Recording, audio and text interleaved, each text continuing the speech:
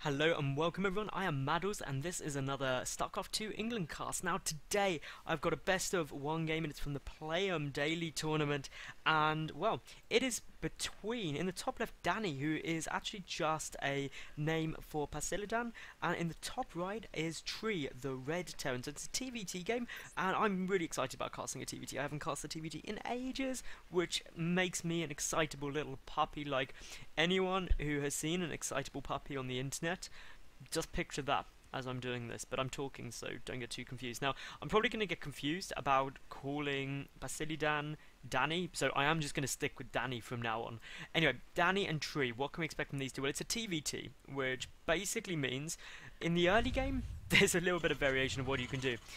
But eventually we'll probably see both these players go for Marine Tank, then get some Medevacs, and then there'll be these really cool shenanigans going on with rows of Siege Tanks, and of course dropping Marines on top of them, and counter-attacking, trying to get positioning, all of that sort of stuff, which can be really cool. So I cannot wait to see how it plays out. Obviously, TvT has got some really interesting openings now. I mean, you can see lots of different things. There isn't too many norms as far as I'm aware in TvT, and it's the same with all mirror matchups really, is that there are a lot of options, but you do tend to see people going quite similar. Now for the moment it looks like we don't have an expansion out of Tree yet, so we may actually see a command center first, because there'd definitely be a barracks out already, so it's going to be a CC first against a one racks, then into an extractor. So this could be a very different opening, and really if Tree holds it, he should be in a great spot in order to defend, because let's face it, there's going to be a lot better of an economy for Tree. Now, obviously TvTs are absolutely brilliant, and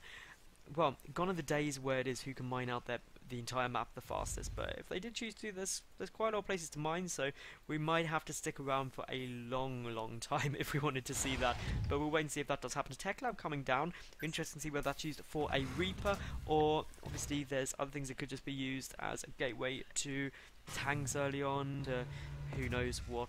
But Reaper, most likely thing we'll see here. Good attack route for a Reaper, obviously, can just come down here, up here, bounce up there, and actually no, it can't. It would have to. It can bounce up though, but just it's not the greatest position. The Reaper on the way.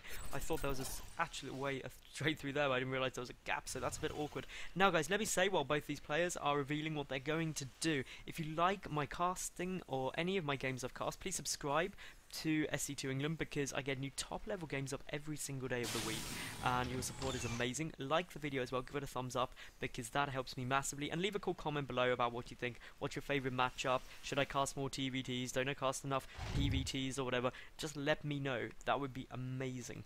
Now, gas down there for Tree as well. Of course, we do have now a Marine coming out, so just the one Reaper for the moment, so we'll keep an eye on what this one's gonna do. Probably just going to come and poke over, try and get some scouting information. I mean, ultimately there's a factory coming down. We do have one Marine out already. The Reaper will beat the Marine in a head-on fight, obviously, just because of bonus damage, but if a Bunker gets down, that'd be bad times. You've got an SCV coming as well, so that SCV is going to soak up some fire, and well, this could be tough times, but a second Marine on its way out. Now one SCV gets taken down already. That is a pretty good time. Obviously, if you do manage to pick off SCVs early on, it is always good.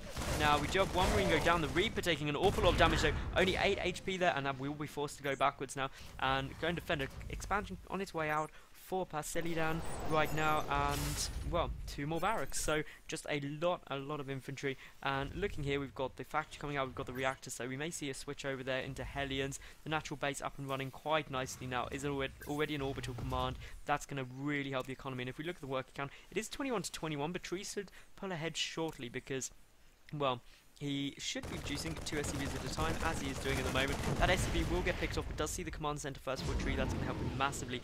Danny now is, well, getting stim up, but there's a starport on the way down here. So a reactor is just about to finish up, but the starport coming out is going to be very helpful indeed. And well, that incredibly annoying noise is someone trying to message me, because like a noob, I forgot to put myself on busy. But that is all fine, I'll have to just live with it, because I'm a terrible person. Anyway, just taking a quick look, obviously we do have just a stream of Marines coming over here for Danny, so be interesting to see what happens there. We do have the Hellions moving across. That Reaper finally dies. The Watchtower in the middle isn't too helpful, because obviously there are these side attack routes, so really not the greatest thing to hold, especially when you're in close by ground positions, which is never fun. That starport is now switching over onto a tech lab as well, so we should see some Banshees come out. There goes Cloak, there comes the Banshee. Now the Hellions, they're getting an awful lot of map control here for Tree. Basically, he's confined to his natural ramp right now, and is essentially now finally adding on some tech. He is getting a +1 infantry weapons upgrade, but of course these Hellions and more mech style could be very, very potent against Tree, especially against Danny rather, because Tree, as long as that bunker's taken out, he's in good times, and for the moment that bunker won't go down because essentially there's too many Marines there, but once the Banshees come over, they will start getting a lot more potent. We do have a third command center in production here for Tree. That Cloak is, well, about half done, but is getting scanned. That is a money scan right there for Danny. He's going to see exactly what he needs. To a tech lab coming down on the barracks. Of course, Stim is done now for these Marines, so obviously they're going to be very, very potent. These Hellions need to be a bit careful, but of course, with only one bunker, it's not the greatest time. Those missile turrets already getting started. No missile turret yet in the main base. That could do with coming down, but of course the attack path of the Banshee will be straight up, and it's going to be pretty close, to be honest. Now all those Marines have to fall back for the moment, probably come and try and deal with this Banshee, but the SCV gets picked off building the missile turret, and now that missile turret is going to try and get finished ASAP, and does get done, so that Banshee's going to have to be a tiny bit careful, but can come and harass over here actually, which could be very, very annoying and difficult to deal with. And the Hellion numbers are getting a lot higher outside of Danny's base. Tree is ahead in supply by 13, which isn't a huge amount, but is getting up his third base as well. We do have more barracks being added on here, the double engineering bay as well, so double upgrades, and this is what I was saying, the main base is slightly vulnerable should the Banshee decide to come over there, but there are Marines ready and waiting. There is going to be energy for a scan as well, and well, if that scan is on the money, that Banshee will die very quickly to that many Marines, especially with Stim. So gonna have to be a bit careful there. Danny needs to really pick up that Banshee so he's not too annoying. A second Banshee in there as well now, so if they split up the two scans, it could be a bit annoying. That Banshee out of range of the missile type, that is very annoying, and does essentially stop mining on 4 mineral patches, and that's not a small amount to be fair. So that could be very, very, very annoying for Danny. Tree just containing his opponents so well, doing whatever he wants to behind, and of course that third command center has finished, and orbital command is morphing in. The double engineering bay getting the 1-1 upgrades, that's compared to the +2 infantry weapon, the +1 infantry armor not even started yet for Danny, and well, the Viking, that is just being a pain, making sure those Banshees don't do anything, but look at this, this is quite a big push coming over now. Of course siege mode is finished, we do have Stim and of course the 1-1 upgrades on the way for Tree. They're not going to be done before this push really hits, so Pasildan is going to have to do a very, very good job, and really if he defends this, he should be, well, he's still in a pretty bad place, but if he defends this somehow, which I don't see how he could, then, well, it'll be impressive. But here we go, we've got Banshees getting vision of the high ground, and of course those tanks instantly vaporize the bunker, and it's not looking at all good for Danny right now. Tree just moving forward, he doesn't have to rush, because obviously siege mode, there's nothing that Danny has right now to counter that. The Constructor, or Refinery rather, will go down very, very quickly, and now it's just in case those tanks slowly moving forward, even a bunker coming down. This is such a containment. A good scan goes off, we'll see of course the Banshees, the Viking can attack it, but for the moment we've got the Hellion there, just getting some good information, and well, here comes the push from Danny, an attempt to try and take this. The SCV is being pulled as well, and those tanks are doing so much damage. Look at how many Marines pulled, but it looks like Danny may actually hold, and he does clean up this push, but he takes such a huge loss. Tree, he lost slightly less resources, but most importantly, he killed 17 workers. That puts him so far ahead in terms of worker supply, and Danny, he can either try and counterattack, or really just try and deal with this next wave of a push, and there's not enough stuff there right now. It was a bold move by Pasildan, but to be honest, I think Tree has got this. The tank's not even sieging up yet. Additional reinforcements on the way. The third base floating down here as well now, so that's going to put Tree a base ahead. He's already, what, like 19 workers ahead? That is absolutely phenomenal in a mirror matchup, and with the third mule as well, there's just no way that Danny can come back from this. As far as I can see, he'd have to have an absolutely money engagement, like so good. The best defense slash counter attack ever seen, probably. But at the moment, that one siege tank will delay this push, and of course the Viking will prevent any drops coming in, but this area is looking a bit vulnerable. A small drop could just come up there and deal bad damage, and there'd be nothing that Danny could particularly do about it.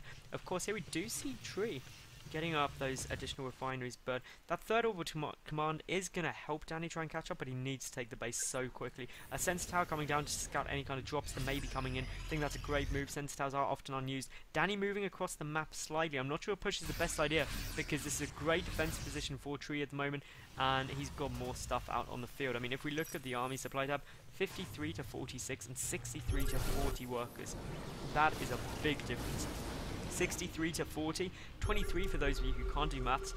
That is really significant. And if we look at the income, well, Tree massively pulling ahead in the gas income at the moment, and pretty substantially ahead anyway in the mineral income as well. But the third base has now been taken by Pasildan, and that should ultimately allow him to catch up. But he's been so far behind in the economy side of this game for so long, I really do question how it's going to go from here on in. But both players are trying to do well. The 2-2 upgrades on the way out for Tree, plus 3 Terran infantry weapons on the way out for Danny, but no armor upgrades. So while he might have a lot of attack power, he's really lacking on the armor. Another sensor tower being built for Tree at the moment. He's getting a very good defensive position, just spreading out those tanks. 4 tanks all clumped together, possibly slightly vulnerable, maybe spread them out a bit more, who knows. But again, good tank spread overall, good production facilities for both these people. Danny getting that second engineering bay now, and as far as I can see, there's no vehicle upgrades for either player. None down at all. I'm not even sure if armories are down for these guys. Don't think so. We've got missile turrets coming down. We don't want to see any drops. And a 4th base attempt, which has been spotted by Danny, but it's going to be difficult to get to, because if he moves his army down to here, then, well, essentially Tree can just march over and kill him, and that could be what's about to happen. We could see a very, very nice attack engagement. A lot of units, in basically the whole of Danny's army is split in 2, and that siege is so good. The tanks for Danny aren't sieged up yet. They're pulling back. Needs to be very careful how this goes, and, well, if I were Danny, I would just be pulling back to my base right now and trying to play it as safe as possible. Vision? What is going on there? I was just all very confused. Someone must have had vision, but I can't see how he gained vision, unless I'm being blind. The scan, was there a scan? No, the scan must have been after, so very, very peculiar. But anyway, we do have more scans being off, and this is a real stalemate position in TvT, where neither player really wants to go forward.